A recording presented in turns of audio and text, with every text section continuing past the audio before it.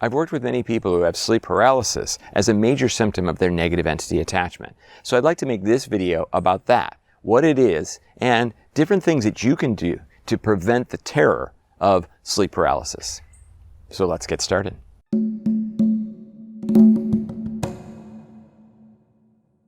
Sleep paralysis is not necessarily a spiritual experience. However, it can be a great conduit for one. Sleep paralysis is simply the body's way of shutting itself down so that when you're dreaming, you don't get up and run around the house or run into something or otherwise injure yourself. This happens every night, every time you dream. However, in some cases, people will wake up and they'll still be in that paralysis so that they can't move. But maybe, in most cases, you can open your eyes, and so you can look around, but everything else is frozen. There's nothing more terrifying than the fact that you cannot move your body. There are no situations in normal everyday life where a human experiences this unless they've had some sort of catastrophic injury.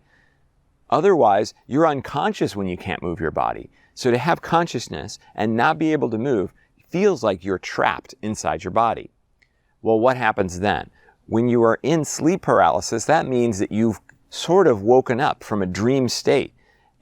But yet you cannot move. So what's the first thing that's going to happen? Most of the time, you're not going to come fully awake. You are still going to be somewhat in an REM sort of state. So you're going to have some extra dreamlike experiences in this moment. We also know that when we are in altered states of mind, we are more connected to the spirit world. This comes, of course, in dreaming. It comes from plant medicine and meditation. So taking ourselves out of our full-on normal consciousness and putting us in a situation where we are more connected to the spirit world, then all kinds of interesting things are going to happen.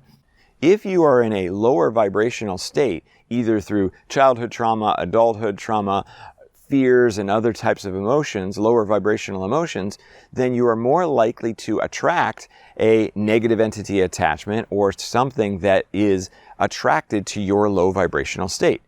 In this case, in the case of sleep paralysis, then what are you going to see?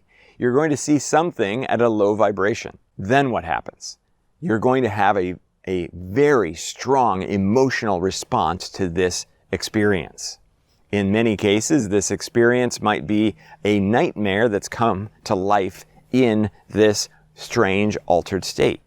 And just like in a nightmare where if you're trying to run away from the monster, you notice that you're running in slow motion. This is very similar, except that now you can't move at all. Many people hear, feel, and sometimes see beings in their physical space. I've had it multiple times, and I've been able to feel and hear. Nothing has come into my vision while I've had it.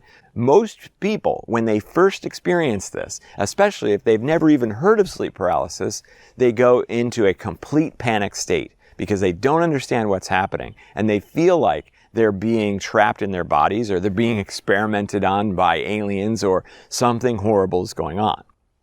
In my case, because I knew all about sleep paralysis before I had my first experience, and it was taught to me by a spiritual person, they explained to me that what I bring to that experience is what I'm going to feel.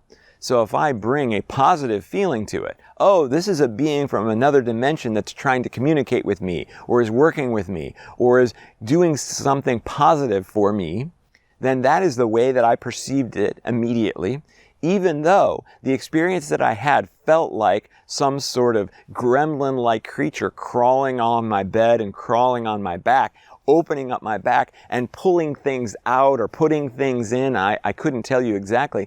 But the entire time this was happening, I had a smile on my face. Well, except that I was frozen, so I couldn't. But I had a smile in my mind about this experience, that I knew something wonderful was happening, not something scary.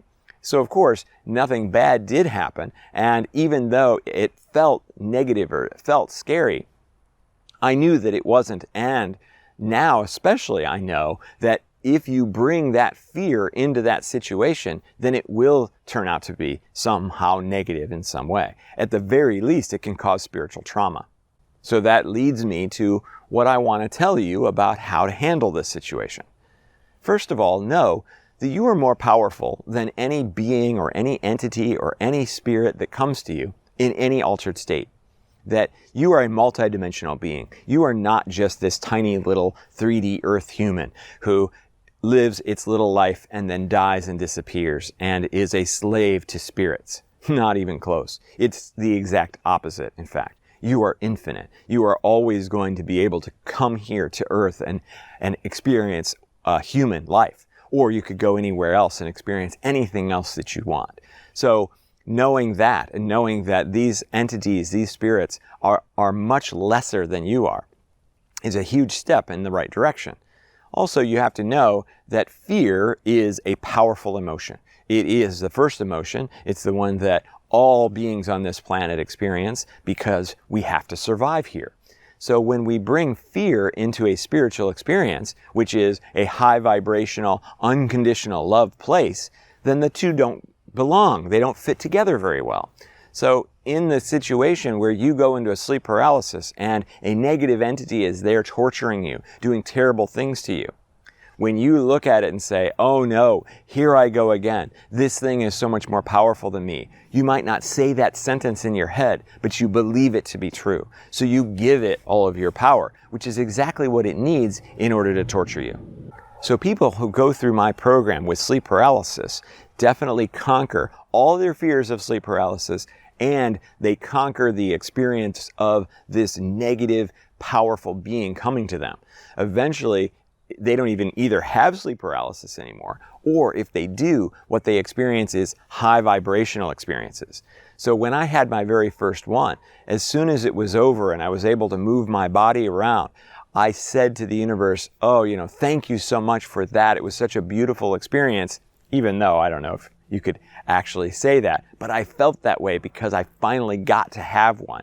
And in that moment, I thanked the universe and I said, I want to feel and know and explore all there is to explore about the spiritual world.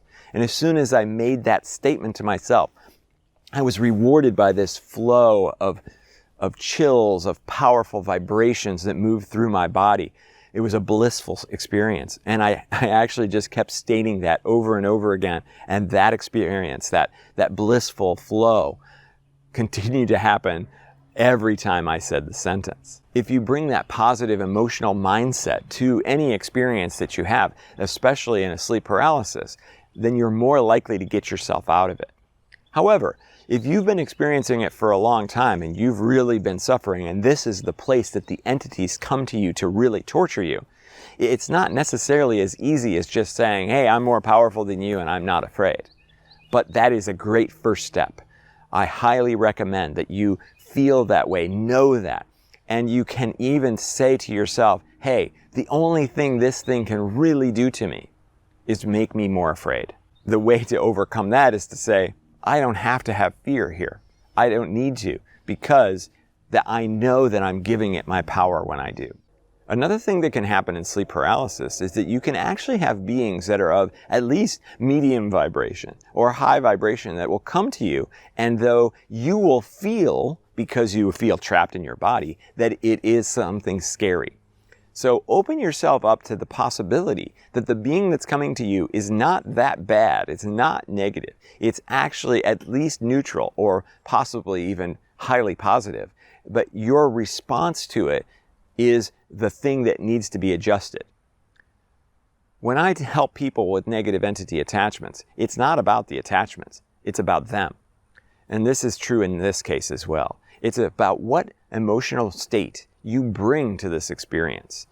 So the next time you have sleep paralysis, bring that positive emotional state. Know how powerful you are. Know how amazing that this experience can be. And bring that to yourself. And you'll be so much happier. I would love for you to express to me what it is that you've experienced in sleep paralysis. This is a very nuanced experience, and everybody has something different happen to them. I would love to hear some stories in the comments, because I might be able to help you with some of those very specific situations that you bring up.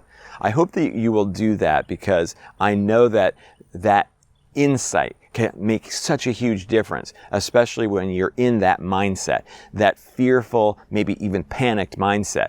And you've had plenty of experience, some of you, with sleep paralysis being not a good thing.